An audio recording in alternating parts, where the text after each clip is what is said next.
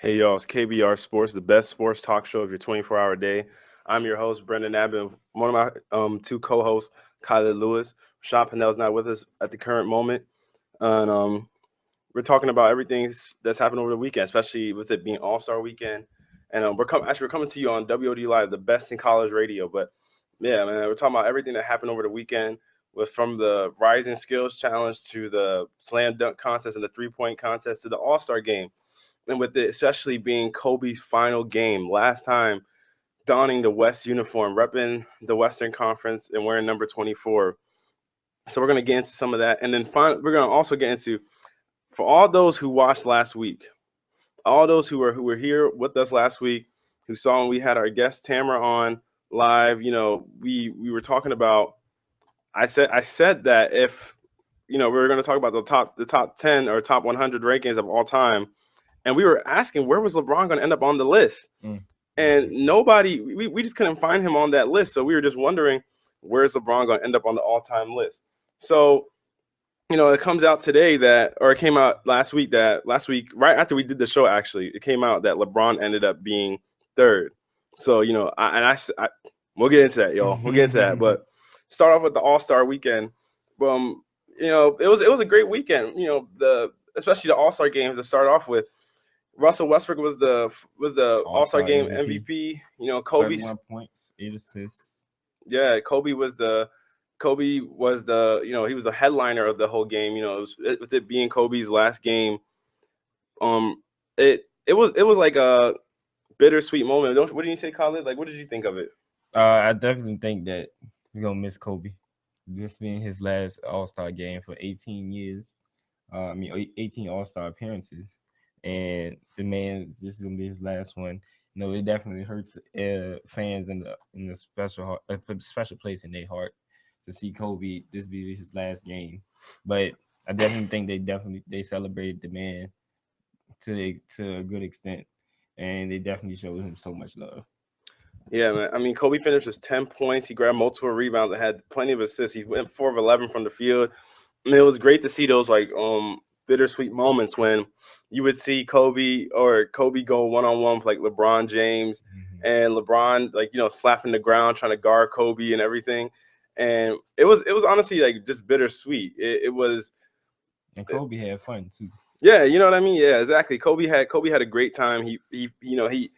He said he went on to talk about how it was like priceless for him watching those guys come and appreciate him, as all the people showing up and appreciating him and everything he's done for the game of basketball.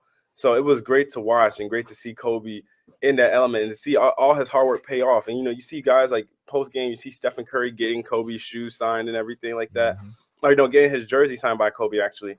And just throughout the season, you see other guys getting their shoes and everything. LeBron got his shoe signed by Kobe. Paul George got his shoe signed by Kobe.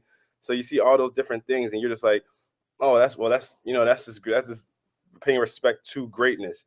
And so it was fun. So what did you think about the the lack of defense more so, Colin? What did you Oh think my about God! that? Yeah, man. I understand it's the All-Star game, but They broke a record in points. The West scored 196 points, which is a record for All-Star game points. since I didn't get to catch the game, I was looking at the highlights, and I was like, man, they make it look so easy. And I thought to myself, I was like, wait a second, ain't nobody playing defense.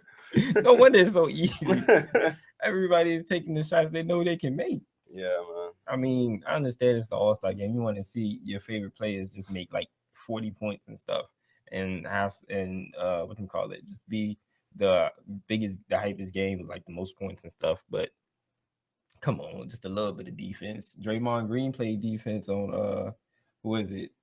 Not Russell Westbrook. I think it was Paul George. Yeah, but see, that's the thing. They worked it in that way. Greg Popovich put Draymond Green into the game just to guard Paul George. Because Paul George was 1 point shy of breaking the record for points in the All-Star game. So that's exactly reason. At one point, they had Kevin Durant and Draymond Green face guarding Paul George. Like, I was just looking at it. I was like, man, this is childish. Greg, I was like, Paul George, you need to get the ball at right when they inbound it and just run up and launch a three. But he didn't even know he was about to break the record. He said he would have went for the dunk too. Oh, really? Mm-hmm. That was so funny, man. He was launching threes. I looked at his 9 Made of 9 19, like 9 of 19 threes. Like I was like, come on, man, 19 3 points. This All-Star game had records broken. The most 3-point attempts, most 3-pointers made, most. It was just so high scoring points at half, high scoring points in total in the end of a game, a highest scoring game of two teams combined. It was so many points scored between the two teams, and then Russell Westbrook is like the first All-Star game MVP since Bob Pettit did it in the 1950s. Back to back. Yeah, back to back. Yeah, back to back. Sorry, but yeah, it was like it was incredible to watch. You know, it didn't get to a point to y'all that it felt like everybody was just walking up just jacking threes.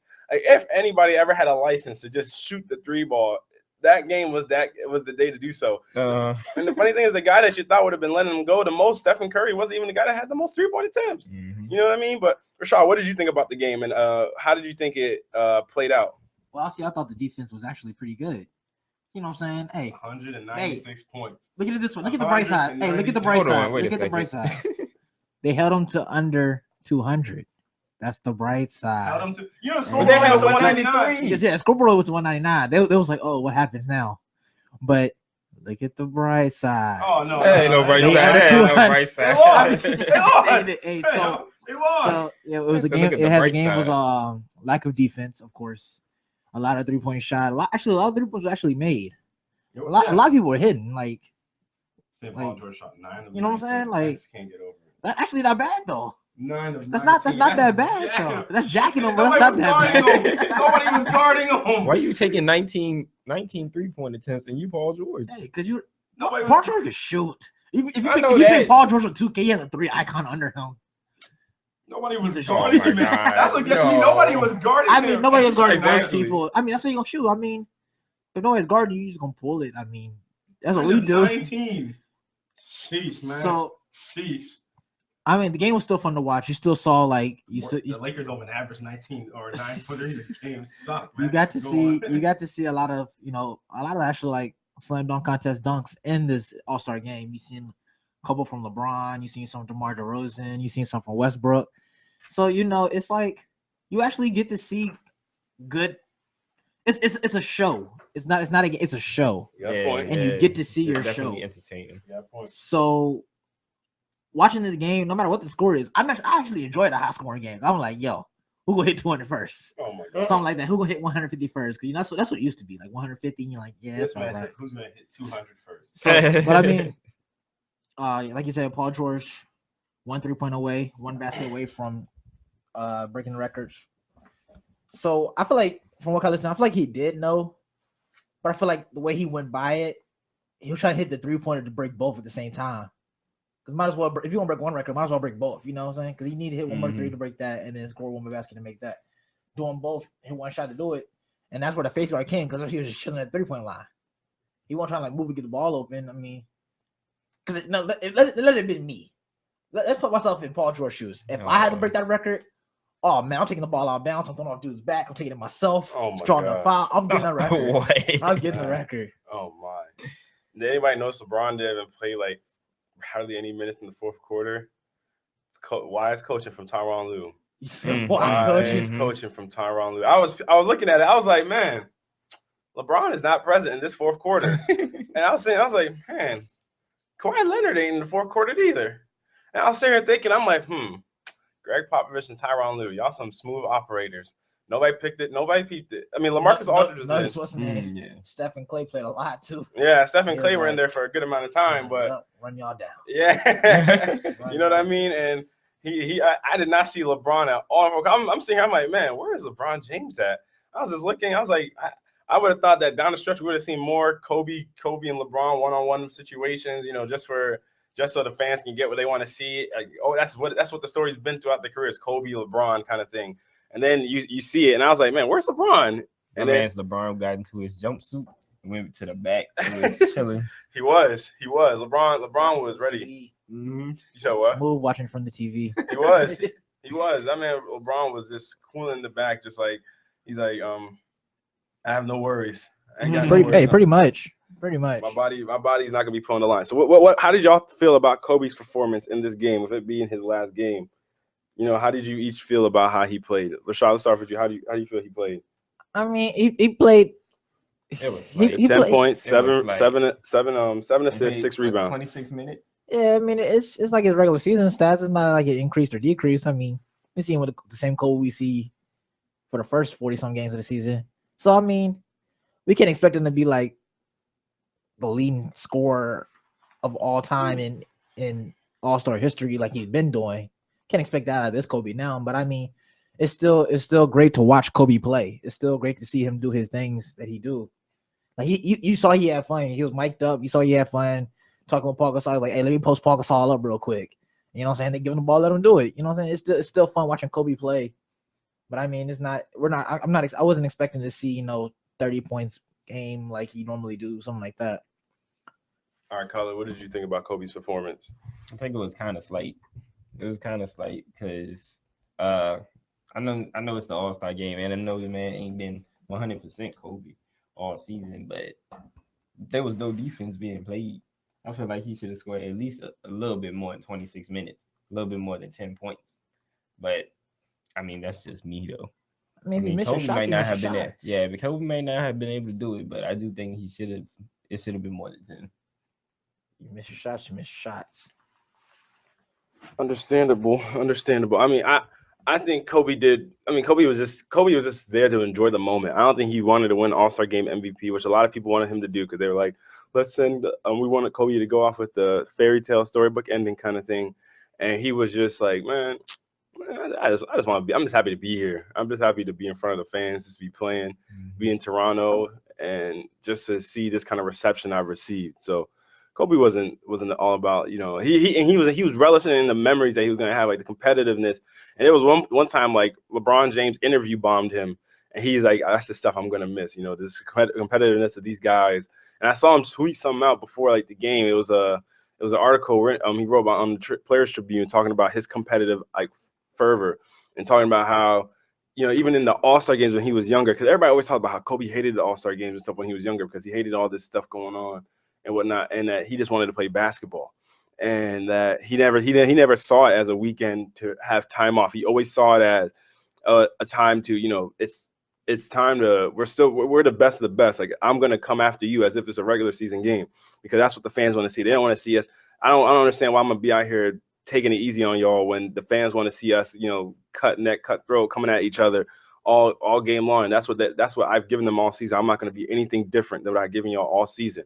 So that's how he's seen it. He was like, maybe it's, and he ended out the article saying like maybe it's me that's wrong that for feeling this way in this generation of iPods, iPads, and all this stuff. Like maybe it's me that's wrong, but maybe, just maybe. And I was like, man, that's a great thing because now everybody talks about all the basketball players now. They are all technically friends. It feels like, and everybody's like, where did the competitive days of Magic and Larry Bird and Jordan and the Pistons, Jordan and Magic, and all these guys go?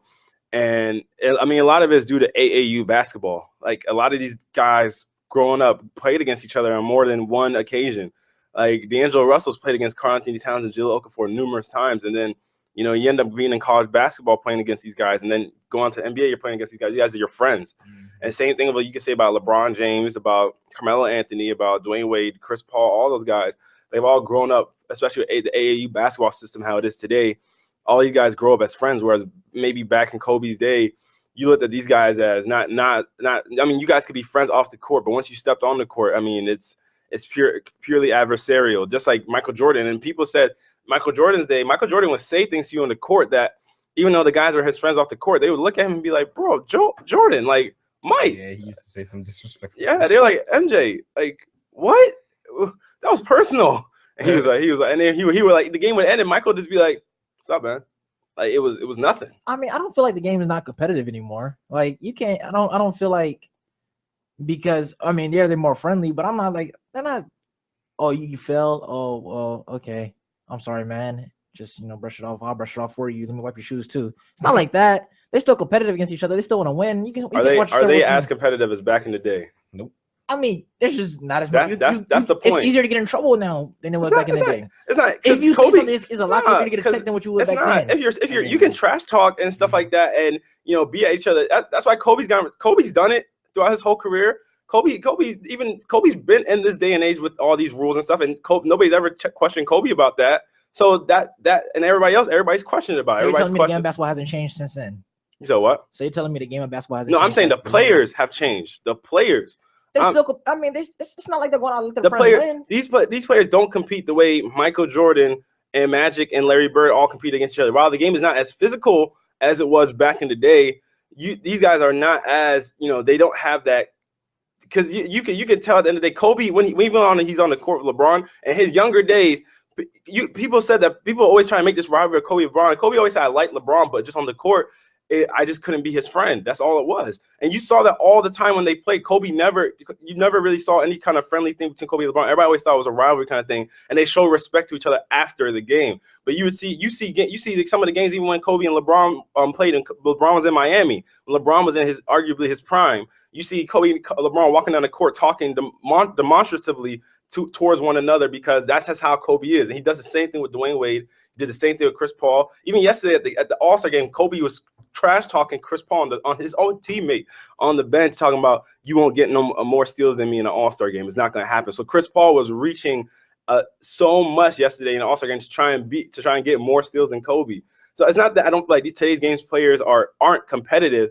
It's just that they all have a level of friendliness with one another that Kobe and AI might not have had. You even saw when Kobe and AI played each other. They were trying to go at one another's throats all the time. They almost got to blows at one point when they were playing on the court. And AI says he respects Kobe so much for that because he's one of the best competitors he ever played. Same thing Tracy McGrady said. Tracy McGrady's played against Jordan, and he played against older Jordan to that fact. But he said he's played against Jordan. He said Kobe's the greatest player I ever played against because the way he competes.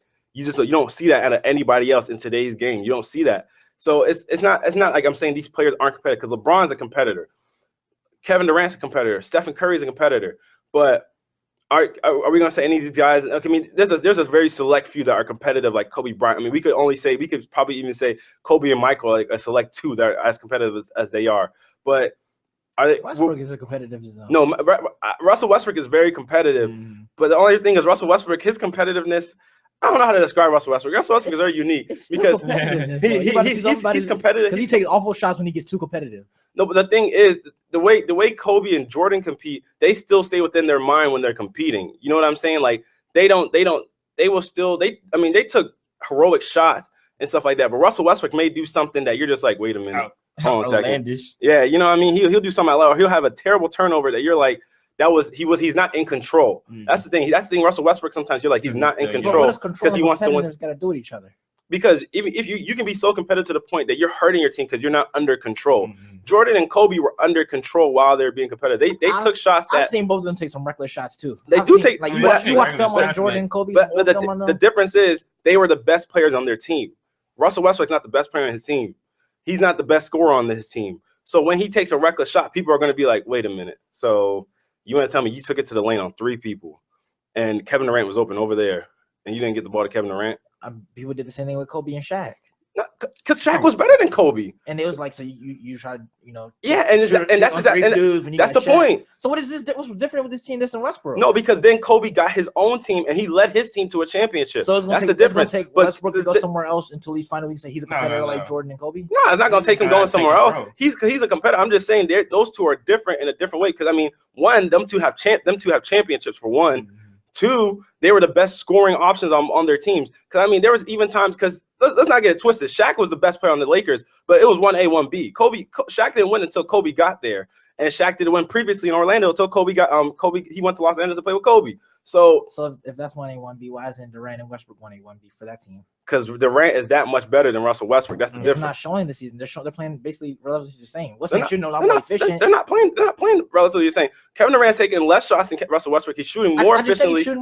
And Russell Westbrook has the ball in his hands more of the time than Kevin Durant because he brings the ball up the floor. So he gets to decide what happens. So he's going to average more assists and stuff. Yeah. You know what I mean? So it's like, now Russell Westbrook is a better defender. The only problem is sometimes Russell Westbrook gets out of control on defense also, and he gets reckless on defense. He puts himself out of position on the defensive side of the ball because he's trying to go for a steal or something.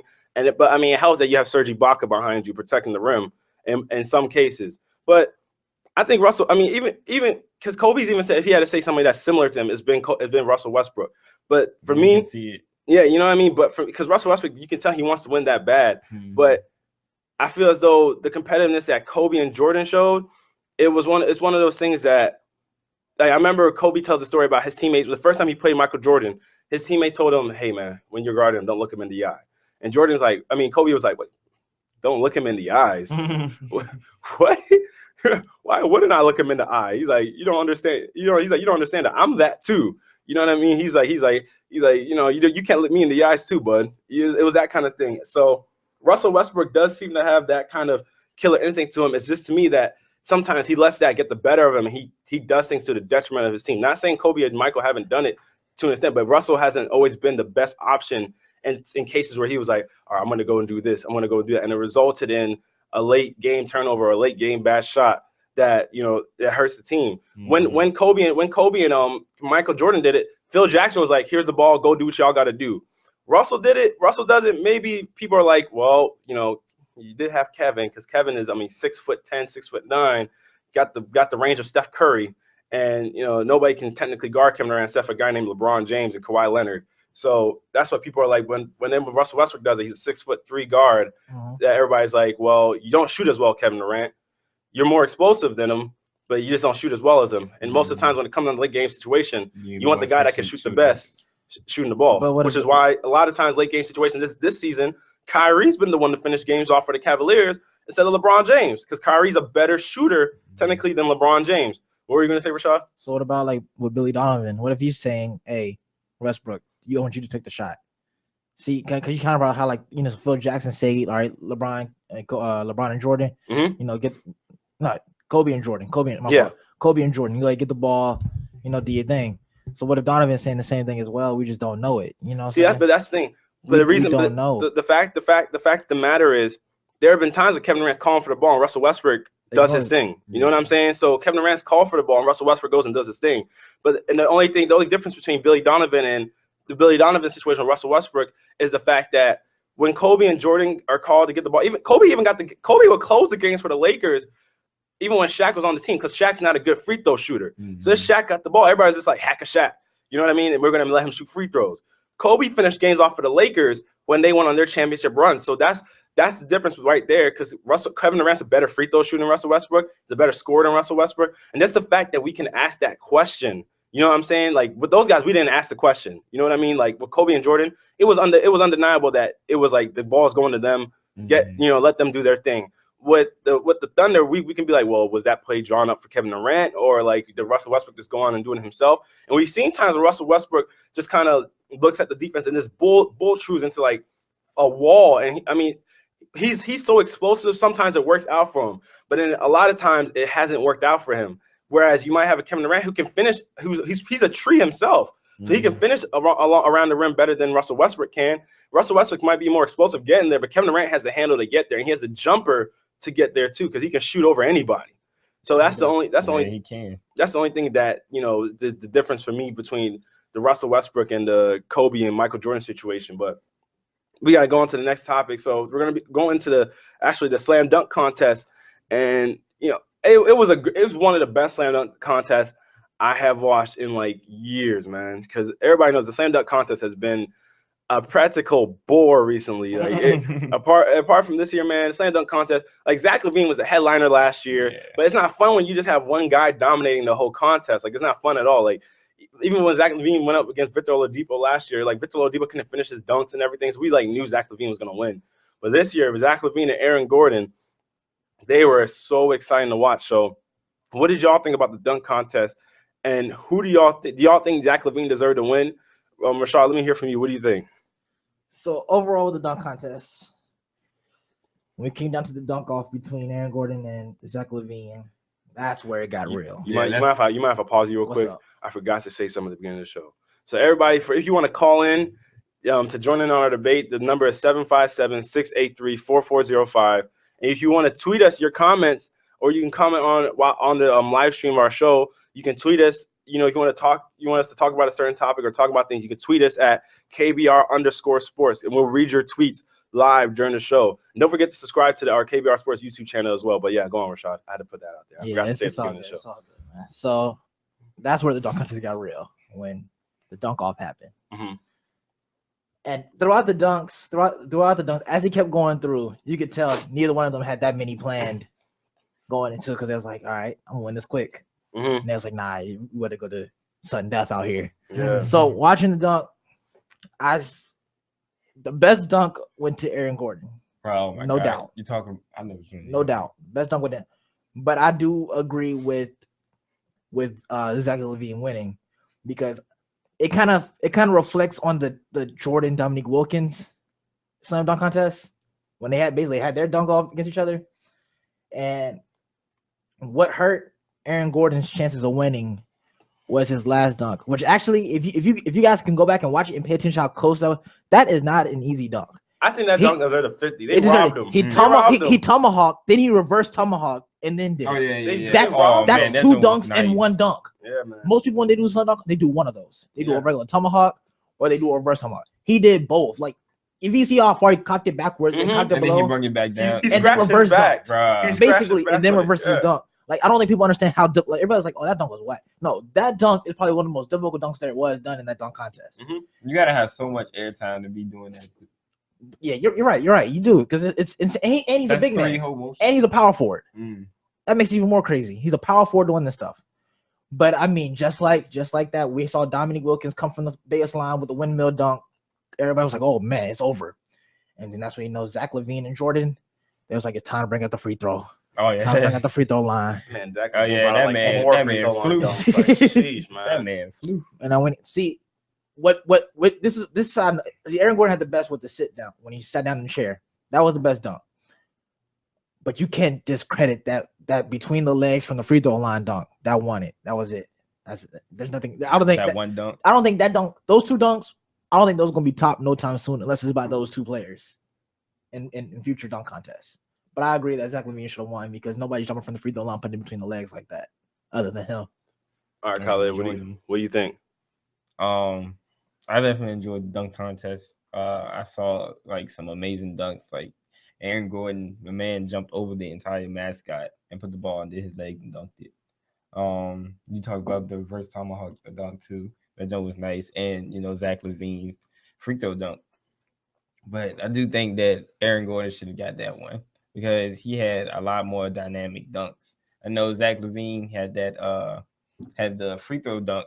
But I mean, that's nice and all, because Jordan did the dunk from the free throw too, and it's a dope dunk. But I feel like Aaron Gordon, they need to recognize like how much bunnies he got. Yeah, it's crazy. Because that man be in the air. Like, that man can fly. He can hover. I swear. Yeah, man. Like, he was just in the air for forever, like doing all these moves and stuff. And you just gotta just think about it in your head. Like, how much ups does this man have that he can actually just do these amazing dunks that's just looking kind of unbelievable to do? Yeah.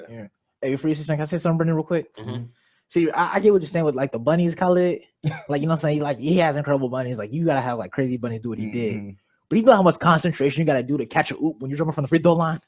That's true. You know how much concentration that is. When your concentration is already to get to the rim, but to catch that jump with one hand from the that's crazy. I enjoyed both his free throw line dunks was crazy.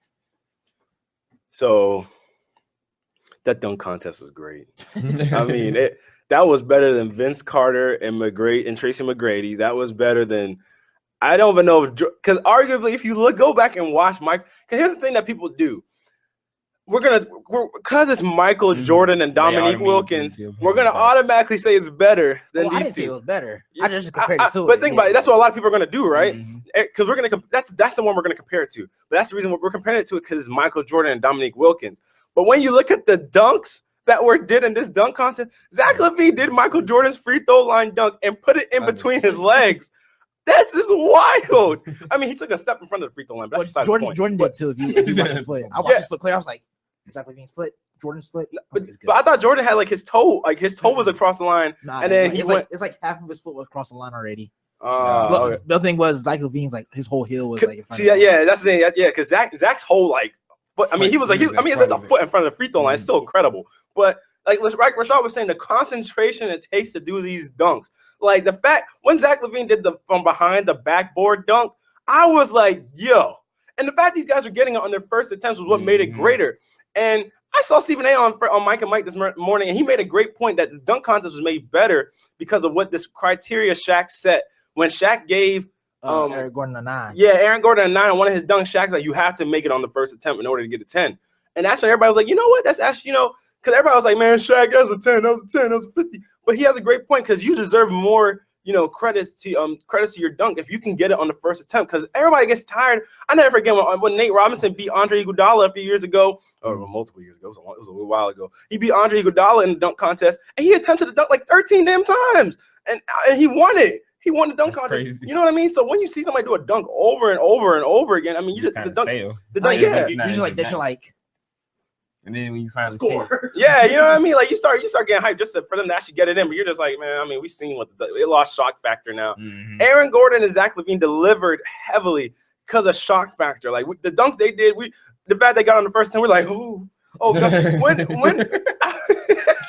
when this man palmed the ball, when the dude was spinning on the the board. They got, how much timing, how different he has to time it for one. He grabbed it backhanded, and then that dunk was crazy.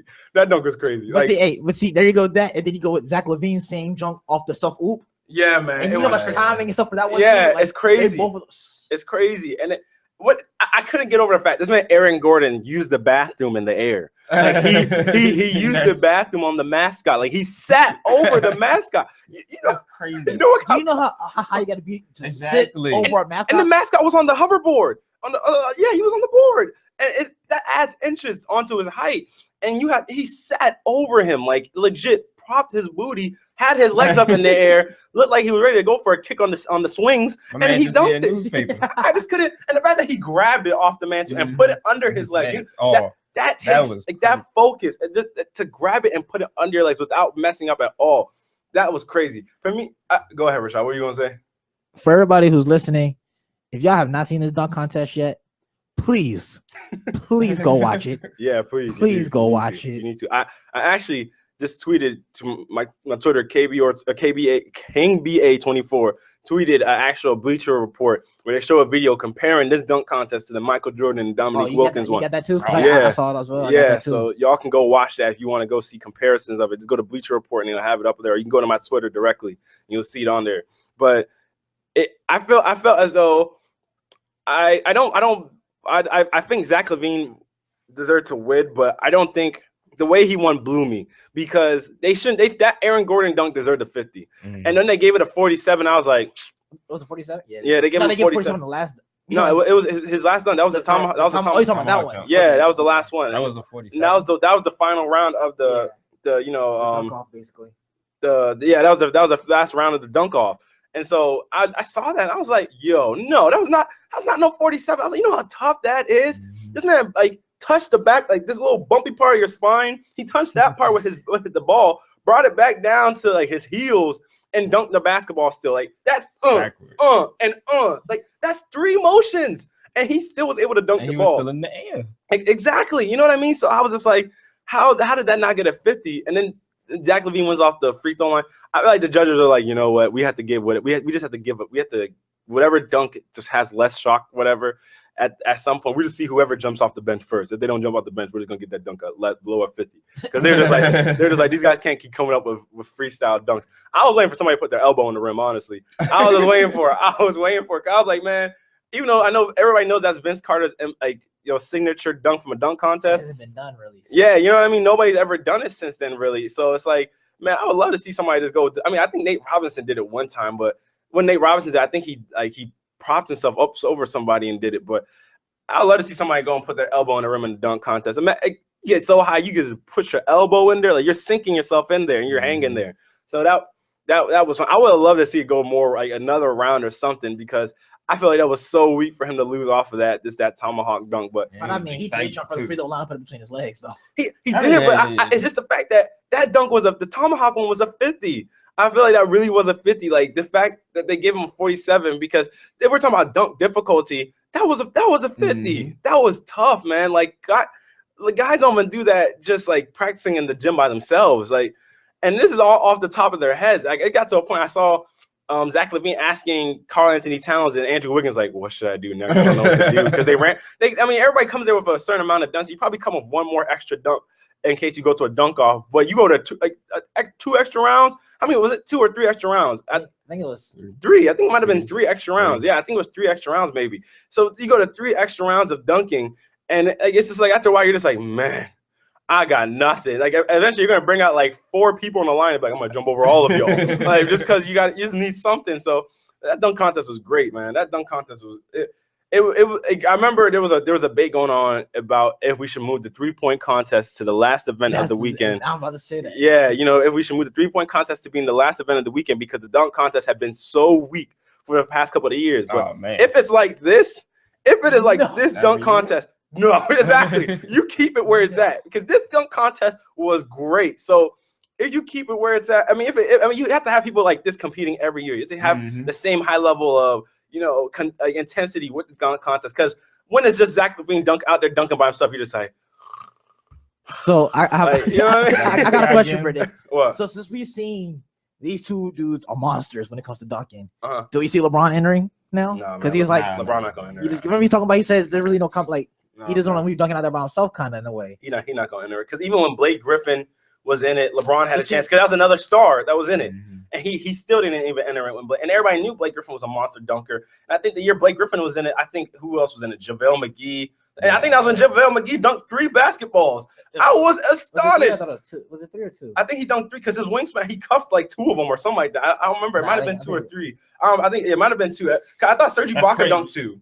And I thought JaVale went to 3. No, JaVale McGee dunked 2 in the same basket. I think Serge did Serge wanted to do 2 different goals? They brought the goal next to it. I don't remember. I thought that was that was JaVale because JaVale's wingspan was so long that he was able to. I thought that was JaVale, and I thought on the last one he tried to do 3 basketballs.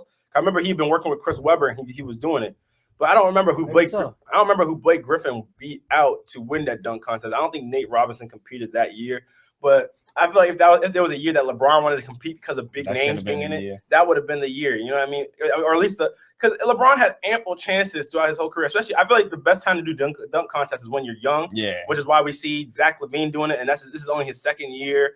We see Aaron Gordon doing it. We see all these young guys doing it. And LeBron, I feel like this man's 31 years old essentially. So it's like I feel like his time's passed for the dunk contest. I mean, it would have been great to see LeBron doing it, but he says he's a great in-game dunker. Child, please. Great in-game dunker. Yeah, man, I seen LeBron during warm-up. Great in-game. You should be amazing out-game. I seen LeBron do spinning almost near 360 between the legs dunks and warm-ups. I was like, in-game dunker, bro. In-game. That's your warm-up, man. Imagine you're practicing the dunk for weeks for the dunk contest. You want to tell me that's in-game? Child, please, man. Quote Ocho Cinco. Like, I wonder how those practices are. Like, when you're just like in the gym, just by yourself, just catching these random one-handed oops. Jumping from the free line, put it between the legs, like. Yeah, probably like, I'm nice. Exactly. It's crazy. It's crazy. But actually, go on to segue into the 3-point contest we were just talking about. The 3-point contest was great in itself too, man. Devin, I give credit to my man Devin Booker from the Phoenix Suns having a terrible season. They suck. They're playing bad. They were damn near in the playoffs last year. They've had a lot of losses. They fired their coach Jeff Hornacek. It's not a good season. But the bright spot has been Devin Booker, rookie player, 19 years old, youngest player in the NBA. He's been knocking out. And the funny thing, he was the underdog in this whole 3-point contest. The man only hit 56 threes coming into the game. Into the 3-point contest. So he was the underdog. Steph, of course, number 1. Clay was number 2. James Harden was number 3. I think JJ Redick was like number 5. And you look at that, and you're like, man, of course, everybody's picking either Steph, Clay, or whoever they're gonna choose to pick. The 3-point contest was really entertaining, man. I mean, especially when you have to have a shoot-off between 3 guys. And it was James Harden, JJ Redick, and Devin Booker. Yeah, it was entertaining. I mean, what did you guys think of it? Khaled, what did you think? How did you like the 3-point contest? say I ain't get to watch 3-point contest either, but I did get to see some highlights. Khalid did not do his due diligence. Bro, I had a lot to do. He had a lot going on. I had a lot. I feel you, bro. Wish I didn't. But yeah, I definitely think it was entertaining to see just going back to back with threes like that. Just to get into a three-way tie, like a three-way competition with JJ Redick, who was it? James Harden. Yeah. And just for it to get to that point, it's almost like the dunk contest when Aaron Gordon and Zach LaVine were going back to back. You know, it's definitely entertaining. It's amazing to see on All-Star Weekend that not just one person is going to get recognition for like the best 3-point shooter, and somebody, you know, an underdog or somebody that we weren't expecting can actually compete with them to that kind of degree. Yeah, definitely. All right, Rashad, what did you think? Watching it, you know, everybody had their fan favorite. Everybody was like, Steph, you're going to take it away. Mm-hmm. But nobody really paid attention to that. If Steph didn't hit that last money ball, Steph wouldn't even made it to the finals. Yeah, man. Steph had 21 in the first round. That's still great shooting too. Well, it's different now though, because think about in the old NBA, it wasn't like you had a whole rack of money balls. You always had the 4 regular balls and one money ball in each rack though. So scores is easier to get what you get to. Now if you go back to like Larry Bird scores, those are great. Yeah, those are great because it was a money ball rack. Think about how great Larry Bird was as a shooter, and we're looking and Bessie, he's talked about as one of the greatest shooters of all time, and then those are the kind of scores Larry Bird got. So with no money ball rack. Yeah, and Steph gets 21, and he was like, man, that was bad shooting. It was bad shooting, but I mean it's different now because it's easier to get 21 than it is to get 21 back then. I know, but even having the money ball rack, I mean, we can't just compare it to back all the way back in the days of those guys. I mean, you got to compare it to guys that have been playing for the past 10 years, 20 years also. I mean, you've had great sort of Peja Stojakovic. Yeah, but I'm saying the money ball rack didn't come to recently. No, the money ball rack's been around for a good while. I don't think the whole rack of money ball. Yeah, it's been around for a good while. I don't think it's been how long, man. I think for a good 4 to 5 years, I say. Okay. Maybe even more than that, actually, because I remember last time Kyle Korver was in it, there was a money ball rack and Kyle Korver competed in. Kyle Korver ain't been in a 3-point contest for a good few years now. Yeah, continue. 21's easier than it was to get with Larry Bird's time. But Steph Curry almost didn't even make it. So, and then watching it, you see Chris Middleton. I mean, he was late added. For that shooting. I don't even know why he even added. Chill. Come on, man. Chill. So watching it actually like it's magic just watching like just balls just falling and like just drop. And it's for it to be a 3-point contest. Yeah. It's magic. But it actually had all my attention. I was like, yeah, this because I was thinking, I was like, yeah, this needs to be the last. And then all of a sudden that contest came. But Klay Thompson was feeling it. Klay Thompson was feeling it both rounds. You can't do nothing about that. You can't stop a man who's basically averaging 25. I mean, it was splash. So it went to one of the Splash Brothers. So it didn't mean technically still Golden State. So I mean, we still know who the best shooting duo is in the league, who the 2 best shooters is. And it's crazy because like you watch these people and they're like wide open and a lot of them still missing shots they shouldn't miss. Like you see James Harden just go like break everything from top of the key basically. And I'm like, I mean, but also some people have points on the field where they are better shooters. You're right, but I mean, obviously you feel like you have confidence in your 3-point ability if you're in a 3-point contest. You know what I'm saying? So it's just like it's like seeing like when you see somebody in contest miss a whole rack, it's like it kind of just like why are you here? Yeah, it's like why I feel like why are you here? You missed a whole rack, and you're not. And there's no defense. You know something like that. But it was interesting. It was still overall interesting. It was still fun seeing Steph Curry, Devin Booker, and Klay Thompson in the final round because that was actually very interesting watching that. Just seeing who's going to set the tempo, who's like. There's gonna be pressure on Steph going last, anything like that. It's fun to watch. Excuse me.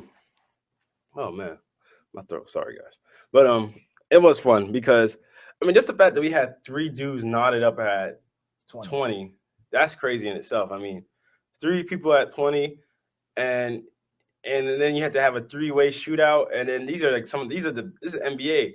And then this is the best of the best shooting the ball. And Rashad, you were actually correct. The money ball was instituted in 2014. So I guess that was the last time Kyle Korver was in the 3-point contest. That was 2 years ago. But yeah, so what was I saying? Oh yeah, Oh, you're talking about the Tie of tie, 20. three-way tie. yeah, the three-way tie between them guys, and then this one of them's a rookie that, and who would have guessed that the rookie would have been the guy to come out and win the. I think everybody thought. I heard even multiple people saying they had JJ Redick being a sleeper winner in the contest. You know what I mean? Because JJ Redick is just knocked down from three. And then inevitably Devin Booker comes out and he's the one that ends up competing with Steph and Klay on the big stage. And I think he did pretty all right in that last round. I mean, I think the jitters got the best of him just a little bit, but he did pretty good. And then of course it comes down to the Splash Brothers, and then Steph gets 23 in the second round. And then I remember it got to a point where everybody was worried for Klay. And then on that last rack of all money balls, this man just went ham, and then he finished with 27. Like, that's just crazy. Like, how do you? I remember the one that he broke. When he went over Steph on the 25. Steph was just like, and then we shot the last one. And this thing that got me. This is when you know you're a great shooter. This man shot it, held the arm up, and walked off. And Steph walked onto the court before the ball went in. That's when you know that your man can shoot. But when both of y'all walk off the court, everybody's like this. Everybody's just holding it up. Like, we played an intramural game yesterday. I held my hand up so many times. My hands got tired for no reason. Because I kept holding my hand up for threes, and we couldn't hit no threes. I was holding my hand up so many times. I was like, we got this. I hit one. Money. I hit one. We won three. I'm like, we had like so many open threes. We couldn't hit anything. Couldn't hit I airballed a three on my first shot. I was like, man, this is awful. Like, because I didn't shoot around at first. So when I don't get my shoot around, the touch ain't there. So bad late, bro. Came in like Goku in the final battle. I'm telling you, man, I gotta come in on my Goku be late. I gotta come in on my Nimbus style, bro. You can't come in late. Everybody like this. Oh, we're losing, bro. We're just like, I'm here. Yeah, man, I gotta come in on the Nimbus cloud. I gotta hand out the sensu beans, get everybody good. That's all I gotta do, man. Sensu beans didn't help yesterday, bro. It didn't help yesterday because it was 4-on-5. But I mean, what can you do? But I think we played a great game though. But now we would have got a shoot around now. It would have been a different story. I promise you, it would have been a different story. Man, that's why I'm coming at 7. Let me get my shots up. Practice. It's a different story, man. Y'all want to see some? I'm pulling up from 40. Pulling up from 40. That's the damn sign. The sign, man. The sign. But anyway,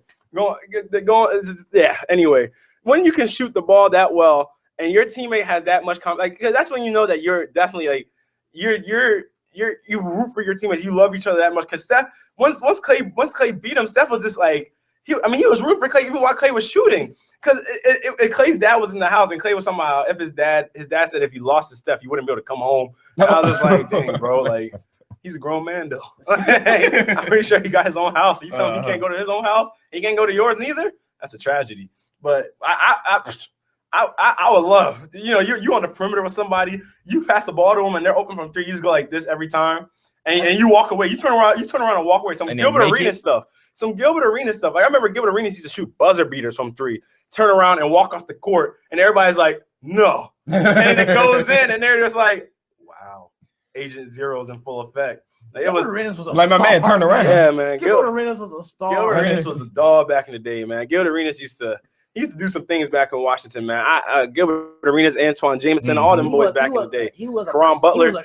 They were nice, man. LeBron had his share of first round battles with them. I remember his rookie season when Gilbert Arenas tore them up, man. And LeBron had one of his first game winning shots actually in that series. It was a game winning layup, but whatever, however you see it. But it was still a game winning shot. So to be a sad day in the league is when the Splash Brothers, if they ever split up. That'll be a sad day. Yeah, man. It would be sad if it's for monetary reasons. It would be that they can't keep both Steph or Klay, because that's pretty much what's been.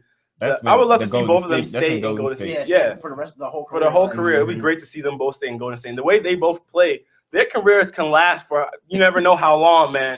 And I heard about this new training regimen Steph Curry's been doing, that he puts less weight on his ankle. So that's what we've seen, less ankle injuries from Stephen Curry, because now he's doing a lot of exercises where he's worked out his core more, and he shoots more he does a lot of more movement involving his hips and his core than he did with his ankles back in his younger days. So now his ankles are becoming less prone to getting injured. So I was like, man, I saw somebody on True Hoops.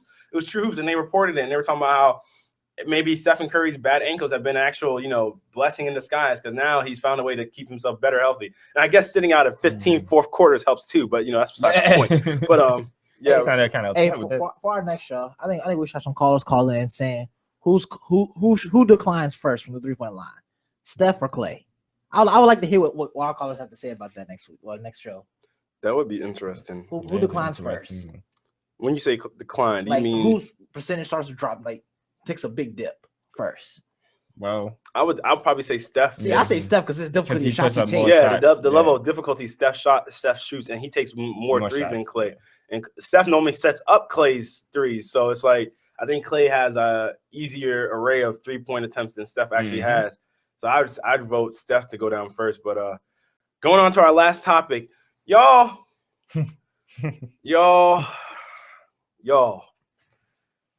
If my equipment was working fully the way it's supposed to be working today, I would have played a sound clip for y'all. For everybody who watched last week, you would know what I'm talking about. Tweet it on KBR Sports Twitter page. I tweeted out the topics. Go on there, KBR_sports. Last week we talked about the all-time list of the greatest players to ever do this thing, to lace them up. And we were talking about because at that point it was numbers 6 through 10 and beyond released. They hadn't released the top 5. And I had specifically said, I am missing a name off this list. And I think his name goes by LeBron James. And I told everybody on this, y'all can go back and watch it. Go back. It don't matter what y'all do. But the fact of the matter is, I said, if LeBron is at number 5, we're going to be talking about this again. And lo and behold, ESPN just want to make Brendan want to have to put this on the topic list because lo and behold, LeBron is number 3 above Magic, above Wilt, and of course, the only 2 people above him is Michael and Kareem. So, fellas, crazy.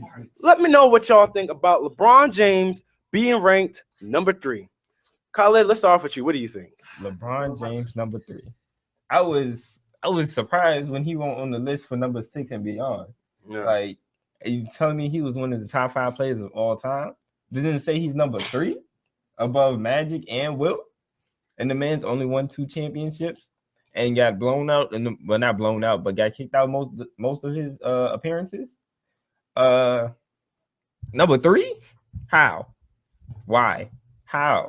In fairness, Wilt was like 2 and 4 in the finals. Also, he's like 2-4, 2 and 6, something like that. Just keep on going. That's just in fairness to LeBron. I gotta be fair because I mean, Wilt lost to Bill Russell a lot. You know what I mean? We gotta put that in there. But what about Magic? I mean, Magic won 5 times. Yeah, exactly. I mean, so why is he not higher than LeBron? I would have understood LeBron being number 5. I mean, it's blasphemy. I don't understand that either. It's blasphemy because that's kind of high for LeBron. But number 3 over Magic? Where did you see LeBron at then? If you think 3 is too high, where did you see LeBron at? What, last week? I saw LeBron. No, I'm saying, yeah. But where did you have him? If 3 is too high for you, where do you see him at? I need him to be like number 7. So 10 was Hakeem, Shaq was 9. I believe Tim Duncan was 8. I can't remember for the life of me who was 7. I think Bill Russell might have been. Yeah, Bill Russell might have been 7. And Larry Bird was 6. I just put LeBron like behind Bill Russell. Okay. But yeah, that man's he number 3. My man didn't even finish his career yet. I understand. Well, see, for that, that argument for LeBron doesn't exactly go like hand in hand with me anymore because LeBron's 31. I mean, he's been in the league for 13 years. LeBron could retire. Michael Jordan only played 13 to 15 years in the league. So I mean, I can understand where he could rank as a top 10. I can't say we can't put LeBron in the top 10 just because he's not finished his career. Because I mean, this is a career resume he set up. I mean, the man got 4 MVPs, been to the finals 6 times. He's 2 and 4 in the finals, but I mean, man. But, and he's 2 finals MVPs. So I mean, this is a career resume right here. So I think he could be ranked amongst definitely of the top 10 because he's like that. He's one of the top 10 players of all time. Mm-hmm. Like every way he goes, he makes the team better. So I understand like him being in the top 10. I just don't see why he's above Magic and Wilt and Larry Bird and all that. All right, Rashad, what do you think? Just thinking about how mad I was, I just gave myself a headache. And this is my tweet. When I saw this 4 days ago, when I saw that he was number 3 on the list, and I quote myself because this was Jeffrey. This is angry Rashad. This from Rashad. This is Jeffrey. I was angry. And I quote, "Yo, I'm done with the NBA. This is all caps, by the way. I'm done with all these analysts. Y'all really put LeBron at number 3 player of all time? Question mark, exclamation mark, question mark, exclamation mark. You gotta know. Unquote. You gotta know. This Unquote. man says you gotta know the context of Unquote. You gotta know. You gotta know the veracity of it. You gotta know. Man, put question mark, exclamation point. I was furious, and I still am Furious. You put LeBron. Human Torch.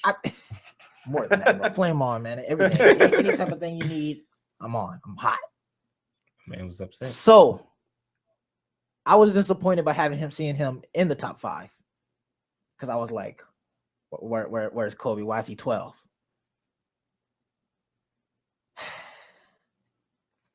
We kind of see how these analysts feel about LeBron, though. That's what we see. We see how popular he is to these analysts. LeBron is a good player. Don't get me wrong. His resume is insane. Man, you gonna stop calling LeBron good? He's great, man. It's the same thing. Let me do me. But how many times have you said that? Yeah, LeBron's a good player. I mean, Like JJ Redick's a good player. That's a good player. Or what would you call JJ Redick? I think he's a good player. So LeBron and Because JJ are on the same level.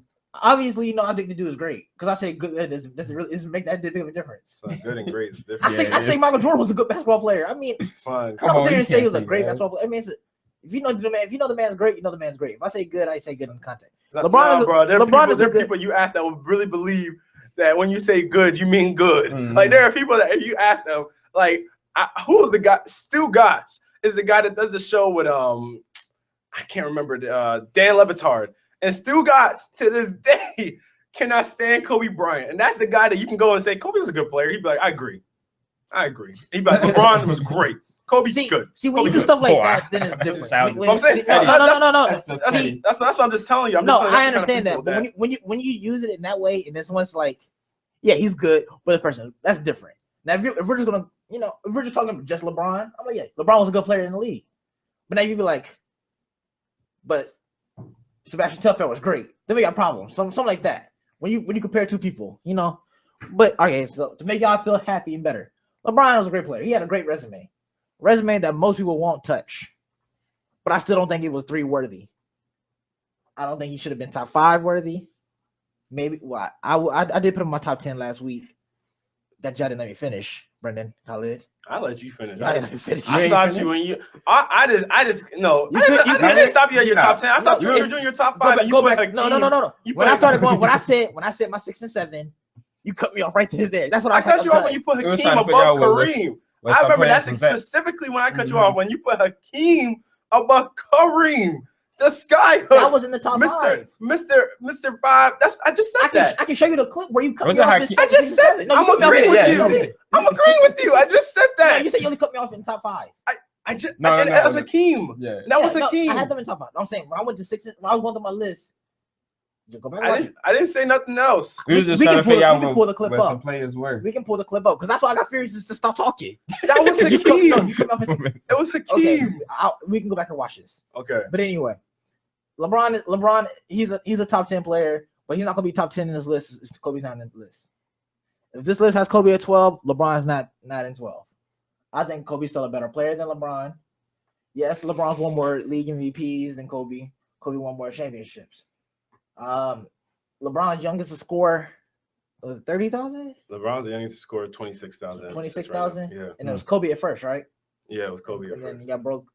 LeBron's gonna break. If LeBron stays on pace, he's gonna break all the scores. He's gonna break all the scoring records. Scoring records. Yeah, he's gonna. If he can stay healthy, because I mean, we all thought Kobe was gonna break him, and Kobe couldn't unfortunately stay healthy. So it depends on LeBron's health. And LeBron's been always pretty healthy, so we can see that actually happening. I don't think he's a number 3 player of all time. I actually didn't have him on my list last week, but I had him in my top 10. But he's not in my top 10 on this list if Kobe's not in my top 10 on this list. Because Kobe, like Malcolm said last week, is 1A, 1B with Jordan. So if they're if everybody always said that he's 1A, 1B, then he needs to be top 5 on this list. See, I think I'm not gonna get into the Kobe thing. That's just a different. It's because Kobe's a shooting guard. That's all it is, and because Jordan was a shooting guard, and that's the thing. It is because Jordan was a shooting guard, but it's because Kobe is a likeness of Jordan. Kobe's not. Kobe is Kobe, but Kobe is a replica of Michael Jordan. That's why everybody calls. Nobody says Kobe is. People do say Kobe's Kobe, but people say you're the Michael Jordan of our era because he is the embodiment of Michael Jordan, but he's not Michael. That's the difference. You know what I mean? LeBron is LeBron James. There's nobody in history we go back and say that was LeBron James. Yeah. Nobody's been as athletic. They've had similar playing styles to LeBron, but LeBron's done everything better. LeBron averaged more points than Magic. Magic averaged more assists, obviously, but he's averaged more points. He was a better defender than Magic. Scottie Pippen was a better defender than LeBron, but Scottie Pippen wasn't as good as a scorer as LeBron or a passer of the basketball. But they're about the same, good about rebounding, same. But you know what I'm saying? There's certain things that you can. LeBron, there's comparable things, but LeBron himself is his own player. Whereas Kobe, look at Kobe and Jordan. You can compare Kobe's fadeaway, his post up game, all this stuff to Michael Jordan, and I mean Kobe's shot selection. Nobody can't take that away from Kobe. That's for damn sure. I mean Kobe takes his own shots. I mean Kobe's been known as one of the toughest shot makers of all time. Mm-hmm. You know what I'm saying? But when you look at it, Jordan was more efficient. Jordan was a better scorer than Kobe, as what it seems like. Because I mean, when you score, you can score more efficiently than you're scoring on less shots. Yeah, you know what I mean. He was a defensive player of the year. Jordan averaged more assists. He averaged more rebounds than Kobe. So it's like when you look at it like that, and then Jordan averaged 5 more points than Kobe. LeBron already averages more points than Kobe, and you see. But I mean. What people don't realize is that Kobe didn't start at the beginning of his career, which also hurts his numbers to an extent because he had Nick Van Exel starting in front of him. So that's going to hurt Kobe's numbers. So, and for Kobe to even average 25 points in a career is amazing, especially with the fact that he didn't start in his first few seasons. But as far as LeBron being number 3 in the top 10, I definitely would put LeBron number 10, I believe, because I don't think well, actually, I don't, because Larry Bird was great, man. Larry Bird, because it's one of those things that if I would say LeBron has been the best small forward of all time, then why would I rank him above Larry Bird all time? Mm-hmm. If that makes sense. Because if I say I would take a small forward to get me through an 82-game regular season, I'm going to take LeBron James because there's no person that makes his team better than LeBron James. Because I believe LeBron's a better player than Hakeem. I believe LeBron's a better player than Tim Duncan. I don't know because Tim Duncan's always had Tony Parker, Manu, or David Robinson his whole career. You know, Tim Duncan's always had the most consistent. He's always had Greg Popovich. And I mean, Tim Duncan's never had a losing team, but neither has LeBron. That's the crazy. I mean, for the most part of LeBron's career, he's always led his team to winning records with questionably not great coaches. I mean, LeBron hasn't maintained the same coach for more than about 4 to 5 years. So you can argue that as well. So it's one of those things that you look at it and you're like, man, it's hard to judge who's the best. But I definitely think LeBron's a top 10 player. The ring thing is what essentially throws it off. Because if you look at numbers, LeBron's easily top 5. You look at numbers, but it's all about the rings. And then when you have a person like Bill Russell who has 11, Larry Bird who got 3, and then you got Magic who got 5 and stuff like that. It's hard to judge it because of the ring argument. But I mean, I definitely put LeBron in the top 10. I mean, that's where he deserves to be up there because his numbers speak for themselves. And I mean, if you can argue that if LeBron would have had better coaches maybe, or better squad, because the first time he went up against the Spurs, LeBron didn't stand a chance.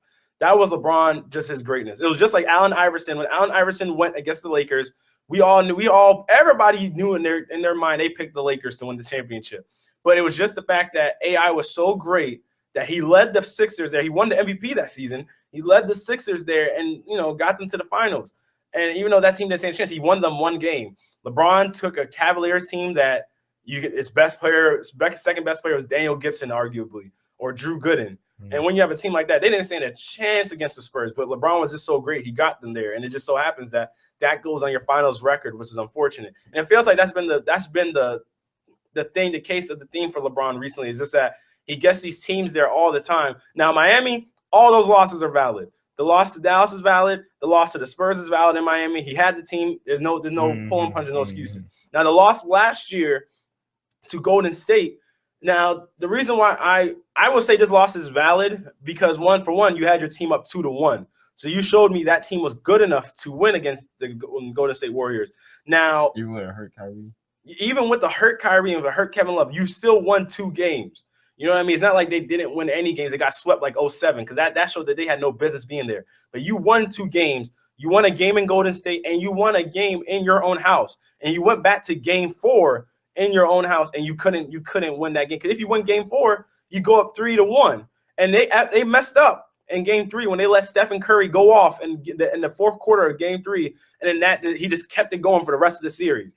So I mean, fatigue plays a part in it, and the way the final schedule is, you're gonna get tired, and you could argue that Cavaliers team, the candle just burnt out after a while. But in all those games, they were in every one of those games. So I can't definitively say that those teams didn't deserve to be in the same building or even in the same competition level as the Golden State Warriors. Any team with LeBron, especially LeBron James in his prime, this isn't LeBron from 07 who was still, just had been 4 years in the league. I mean, think about it. In 2003, when LeBron was drafted in 2003, he took a team to the finals in 2007.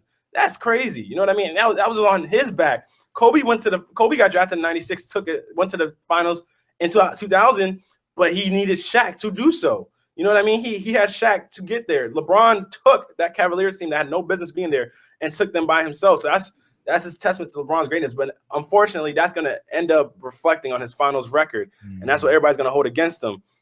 But, y'all, that's going to wrap it up for today. It's been KBR Sports, the best sports talk show of your 24-hour day, coming to you on WODU Studios, the best in college radio. Subscribe to our YouTube channel at KBR_sports, KBR Sports, our YouTube channel is KBR Sports. You can see past shows and past segments. And then follow us at our Twitter page at KBR_sports, where you can tweet us during the show, and we'll read your tweets out. And we'll also, if you have topics, tweet us your topics so we can, debate them during the next or future shows. And also follow WODU Live on YouTube. You can see all our past shows and different shows as well. All right, y'all have a great day.